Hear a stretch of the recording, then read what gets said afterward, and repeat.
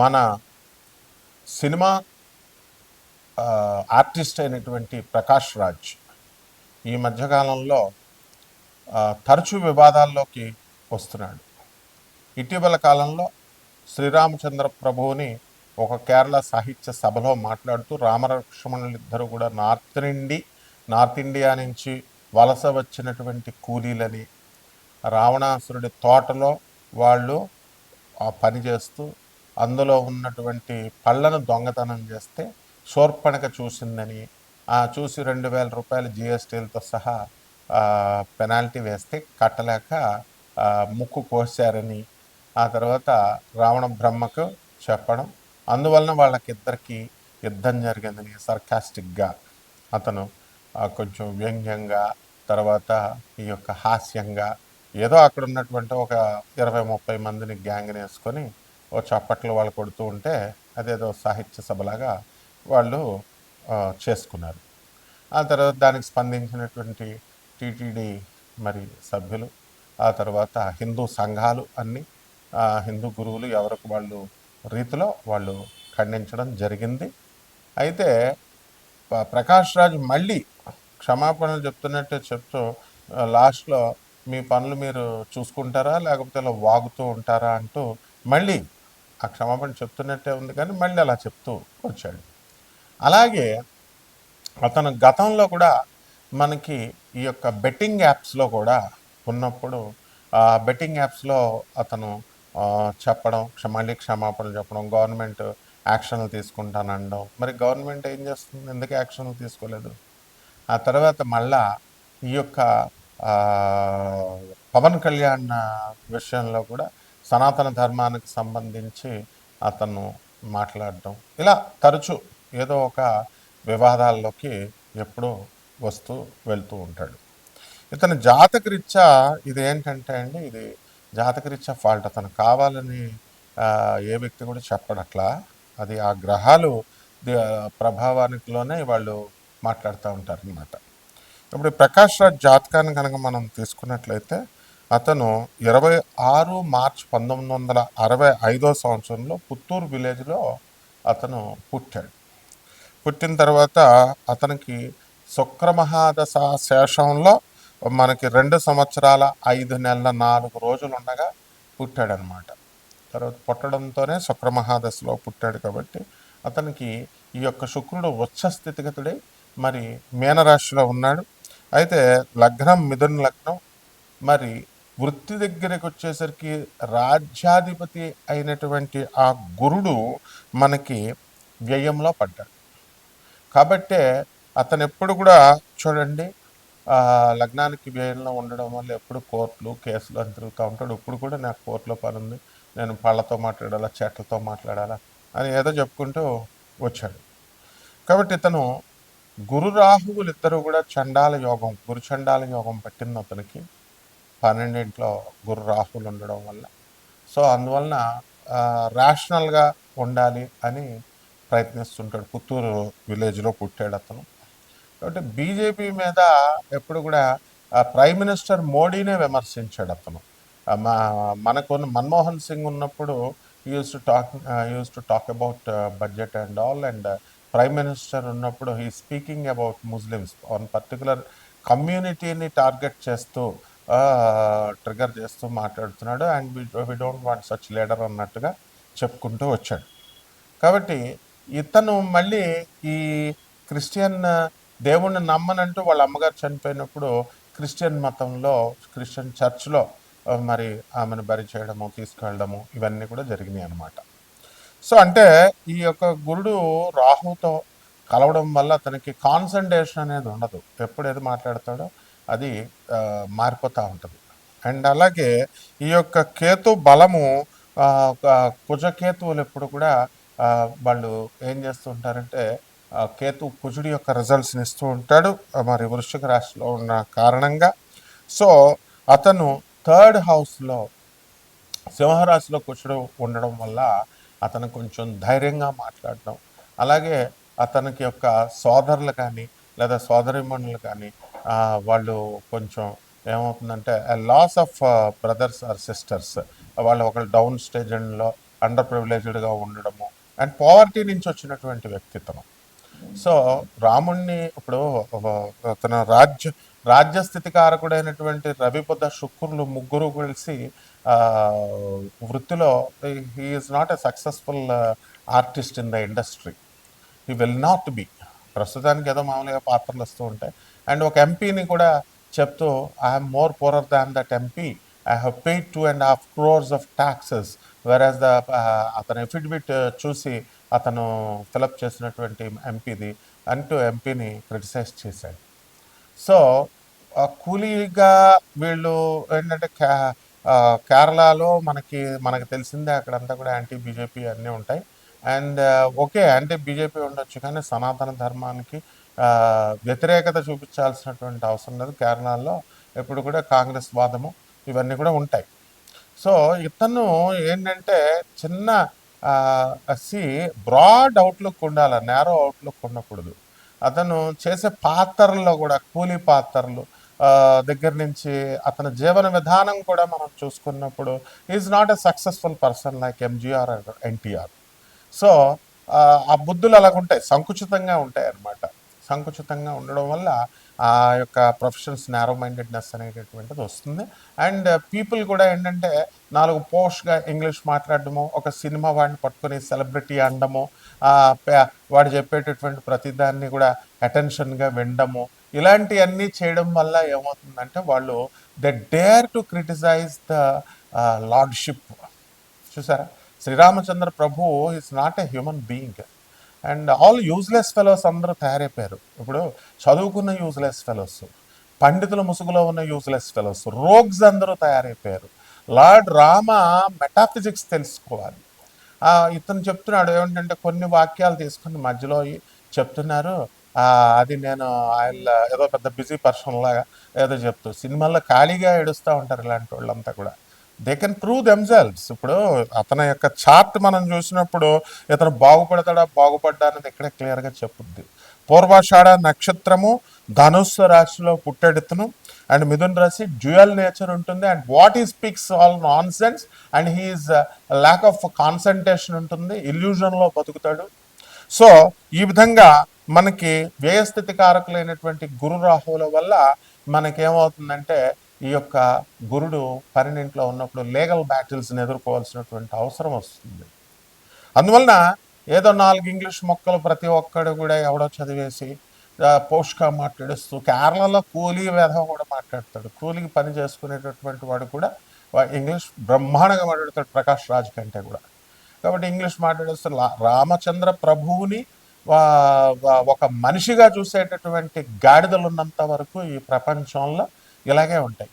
రాముడు మటన్ తిన్నాడు, చికెన్ తిన్నాడు, రాముడు సరయు నదిలో చనిపోయాడు, సూసైడ్ చేసుకున్నాడు, కాన్స్టిట్యూషన్ ప్రకారము కృష్ణుడు వారం రోజులు చచ్చిపోతే కుళ్ళిపోయింది శవం, కృష్ణుడు మటన్ తిన్నాడు. అండ్ ఇవన్నీ కూడా they don't know about Rama. ఇప్పుడు శ్రీరామచంద్ర ప్రభు అంటే ఏంటి? మెటాఫిజిక్స్ అయ్యా. ఆ మెటాఫిజిక్స్ని అర్థం చేసుకోవాలంటే వీళ్ళకి గట్టిగా ఇంకొక 10 ఏళ్ళు బతకరు వీళ్ళంతా కూడా. ఇప్పుడు వాగుతున్నటువంటి వాళ్ళందరూ కూడా ఏదో శాశ్వతంగా ఇమ్మోర్టల్గా వాళ్ళంతా కూడా ఏదో అనుకుంటున్నారు వాళ్ళు. సో ఈ what I mean to say is ఇతని యొక్క జాతకం అస్సలు బాగాలేదు. అండ్ ఇతను మరి రవి మహాదశలో 1 సెప్టెంబర్ 67 నుంచి రవి మహాదశలో పుట్టాడు. శుక్రమాదశ అయిన తర్వాత రవి మహాదశ వచ్చింది. అండ్ రవి మహాదశలో 1 సెప్టెంబర్ 1973 రవి మహాదశ అయిపోయింది. తర్వాత చంద్రమహాదశ 10 years, 1/9/1983, దానికి 7 years కుజమహాదశ. సో 1990కి వచ్చాము. అండ్ రాహు మహాదశ 18 years. ఇందులో వివాదాలు వెళుతూ అతని జీవితం వెళ్ళింది 2008. అండ్ 2008 తర్వాత 16 సంవత్సరాలు గురు మహాదశ. ఆ గురు మహాదశ 16 సంవత్సరాల తర్వాత అతనికి 2024కి వచ్చాడు. ఇప్పుడు శని మహాదశ, శనిలో శని నడుస్తున్నాడు. సో ఇప్పుడు శనిలో శని టోటల్ బ్యాడ్ పీరియడ్ అనమాట. అన్ని ఇలాగా. అందులోనూ బుధుడు ఇప్పుడు పర్టికులర్గా యాజ్ ఆన్ దిస్ డేట్ బుధుడు మీనరాశిలో ఉన్న కారణంగా మాటల వల్ల ఇతనే కాదు చాలామంది ఆధ్యాత్మికవేత్తలు అవనేయండి, గురు ముసుగులో ఉన్నటువంటి వాళ్ళు, సాధువులు, వీళ్ళంతా కూడా ఇలా వివాదాలకి గురవుతూ ఉంటారు, సినిమా యాక్టర్లు వీళ్ళందరూ. సో చాలా కాషియస్గా ఉండాలి. అండ్ ఈ యొక్క ఆ, రాశిలో ఇదిగో చూడండి ఇప్పుడు ఇది Proutistic bloc of India. Total we have 200 కంట్రీస్లో మాకు బ్రాంచెస్ ఉన్నాయి. అండ్ ఇప్పుడున్నటువంటి గవర్నమెంట్ ఏ విధంగా అయితే మనకి ఇప్పుడు I should appreciate him in one context. Prakash Raj ఏంటంటే సెక్యులరిజం గురించి చెప్తూ బ్రహ్మాండంగా చెప్పుకుంటున్నాడు. ఎవరి అభిప్రాయాలు వాళ్ళకు ఉండొచ్చు. ఎందువల్లనంటే ఒక మతాన్ని టార్గెట్ చేయొద్దు, ఒక కులాన్ని టార్గెట్ చేయొద్దు, అంతా ఈక్వల్ అని ఆయన ధోరణిలో ఆయన చెప్పుకుంటాడు. ఇదంతా శనిలో శని ఉండడం వల్ల. సో పర్టికులర్గా ఒక హిందూ రిలీజియన్ అని కాదు అని బాగానే చెప్పాడు అనుకోండి. కాకపోతే ఇక్కడ 200 కంట్రీస్లో మనకి ప్రౌటిస్టిక్ గవర్నమెంట్ని, Proutist bloc we have in Delhi. And Ananda Marga ఆశ్రమం అది. And Prout government will rule. ఇప్పుడు మనకి దీని ఫౌండర్ ఆచార్య అయినటువంటి ప్రభాత్ రంజన్ సర్కార్ చక్కగా మనకి ఏం చెప్పారు, తెలంగాణ వస్తుందన్నారు. కేసీఆర్ గారు ఆ కాన్సెప్ట్ పట్టుకున్నారు. చక్కగా తెలంగాణ వచ్చింది. ఇప్పుడు సక్సెస్ఫుల్ అయ్యారు ఆయన. అలాగే సుభాష్ చంద్రబోస్ మేనల్లుడు ప్రభాత్ రంజన్ సర్కార్ చెప్పింది. Google it and see. మనకి సింగ్ భూమి అని ఉంటుంది. అది Singhbhum first landscape on the earth. అది జార్ఖండ్లో ఉంది. అదే ఆనందనగర్. మనకి అదే శంబాలా గ్రామము. శంబాలా గ్రామం కలియుగ భవిష్యత్తు పురాణంలో ఏం చెప్పబడి ఉందంటే మనకి ఈ యొక్క ఇదే ఫస్ట్ ల్యాండ్స్కేప్ ఆన్ ద అర్తే. అక్కడే ఆనంద్ నగర్. ఈ ఈ అలాగే గవర్నమెంట్ ప్రౌటిస్టిక్ గవర్నమెంట్ ఫామ్ కాబోతుంది అనమాట. ఇప్పుడు మోడీ గారు కూడా ఆయన ట్రాన్స్ఫర్మ్ అవుతూ ఇప్పుడు ఎలాగే కమ్యూనిజం కలకటాలో ఉండేది, ఆ కమ్యూనిజం నుంచి పోతూ కొలాప్స్ అవుతుంది. It collapses like a pack of cards. It fires like A pack of you know ఈ ఫైర్ క్రాక్స్ లాగా క్రాక్ అవుతుంది అని చెప్పారు. సో బర్స్ట్ అవుతుంది, ఫైర్ అవుతుంది అని. అలాగే అయిపోయింది కమ్యూనిజం.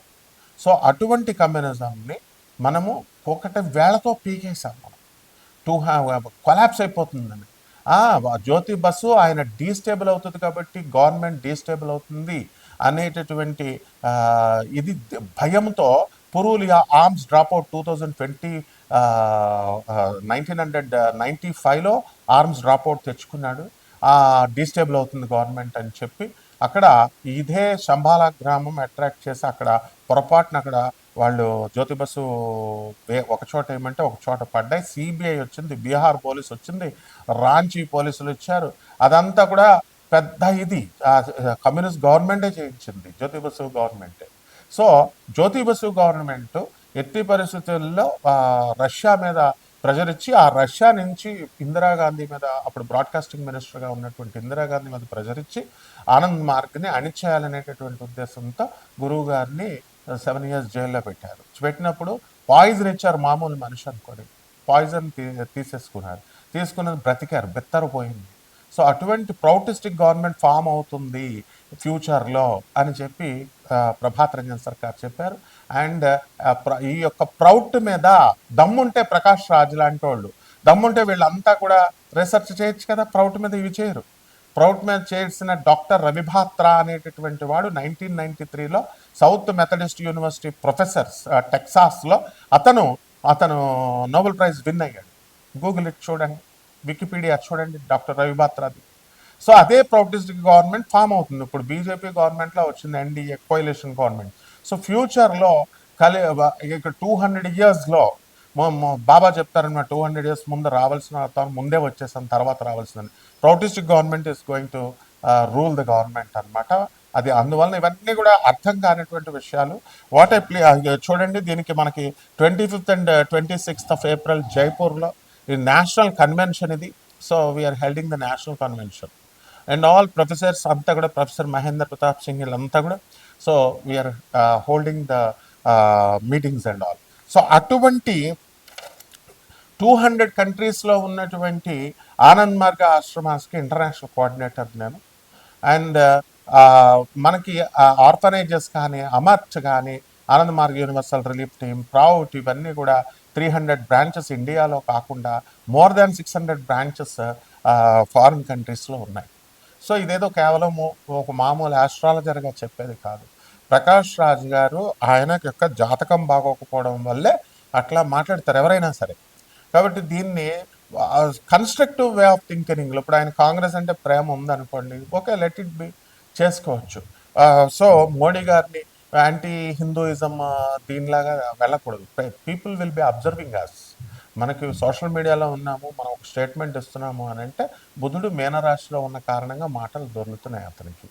అతనికే కాదు, ఇప్పుడు ఉన్నటువంటి స్వామీజీలు చూడండి, ఈవెన్ భద్రాచలం టెంపుల్లో కూడా రాముడు గోత్రాలు మార్చేసి చేస్తున్నారు. అక్కడ ఉన్న ప్రధాన పూజారిని మొన్న రిటైర్ అయిపోతే కొత్త అతను వచ్చాడు. అండ్ 2012 నుంచి గోత్రాలు మార్చే హక్కు వాళ్ళకి ఎవరు ఇచ్చారండి? దానికి అన్నదానం చిదంబర శాస్త్రి గారిని ఆయన పోరాడుతున్నాడు. అండ్ గవర్నమెంట్ ఇంకా కౌంటర్ వేయట్లేదు హైకోర్టులో కేసులు ఉండగా. అలాగే ఇవన్నీ ఆగుతాయా? ఇవన్నీ ఆగవు. కాబట్టి అలాగే పంజాగుట్ట సిఐ చూడండి, అప్పుడు మొన్న మంగ్లీ కేసులో అతను బ్రీత్ అనలైజర్ పెట్టి ఇదే లా ఇదే చట్టం అని మొనార్కల్ లాగా చేస్తే హైకోర్టు సీరియస్ అయ్యి అండ్ అతని మీద కోర్టు సమన్స్ పంపించింది. So we have every right. We can also lodge a defamation case when he speaks about Lord Rama or something. మాకు యుఎన్ఓలో సభ్యత్వం ఉన్న సంస్థ ఇది. So we are not doing that.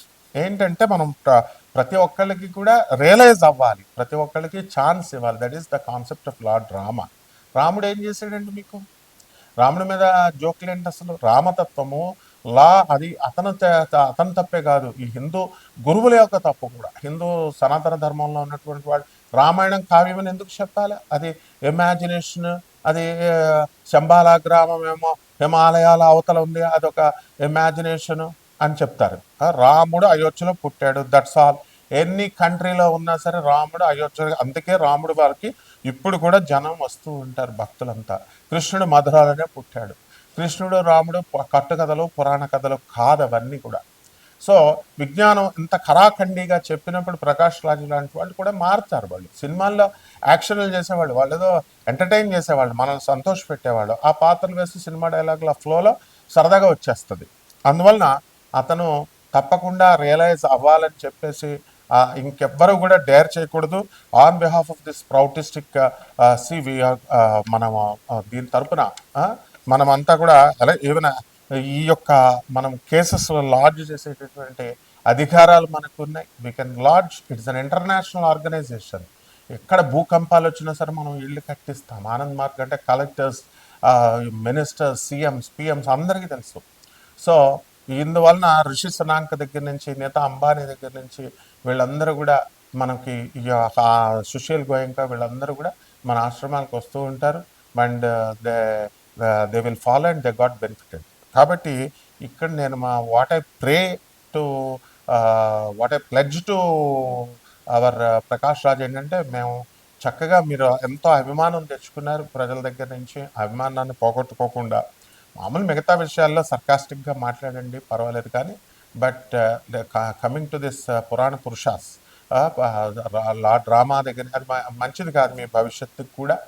అది తప్పకుండా అది ఎందువలనంటే no one is permanent here. మనిషి అన్నవాడు మహా ఉంటే అంతటి ఇంకో 20 years అంతే. లార్డ్ రామా ఎటర్నల్ నాయన. లార్డ్ రామా ఎటర్నల్, ఎప్పుడు ఉండేటటువంటి వాడు ఆయన. లేకపోతే జస్ట్ ఒక్క ఫీవర్ వస్తే ఒక ట్యాబ్లెట్ లేకుండా ఉండి ప్రకాష్ రాజ్ చూద్దాం. No you can't. కాబట్టి ఎవ్వరు కూడా లార్డ్ రామాని సాహసం చేశారంటే ఏమనాలి మీకు? The teachers who taught you are not good teachers, your brought up is not good. అలా ఉండుంటే ఇలాంటి రాముడి మీద కృష్ణుడి మీద మాట్లాడరు ఎవరు కూడా. సో ఇదంతా జాతక దోషాలను బట్టి వచ్చేది. కాబట్టి లెటస్ నాట్ ఆయన ఒక్కడనే తప్పు పట్టడం కాదు. ఇది ఎడ్యుకేటెడ్ అందరికీ కూడా చెప్పేటటువంటిది ఏంటంటే, మనం ఎడ్యుకేషన్ అనేటటువంటిది స్వామి వివేకానంద ఇలా చెప్పలేదే, లేకపోతే రమణ మహర్షి ఇలా చెప్పలేదే, మీకంటే పెద్ద స్కాలర్స్ వాళ్ళు. స్వామి వివేకానంద ఐఏఎస్ ఆఫీసర్ పోస్ట్ని తృణప్రాయంగా వదిలేశాడు. డాక్టర్ నందమూరి తారక రామారావు ఎట్లా చెప్పాడా? డాక్టర్ ఎంజీఆర్ ఎట్లా చెప్పాడా? డాక్టర్ జయలలిత ఇలా చెప్పిందా? నో. సో మన స్థాయి మనం దిగజారిపోకూడదు, వేరే వాళ్ళకి మనం అవకాశం ఇవ్వకూడదు. ఇది శని మహాదశలో ఉన్నాం. Be very careful. This Shani is not good for you at all.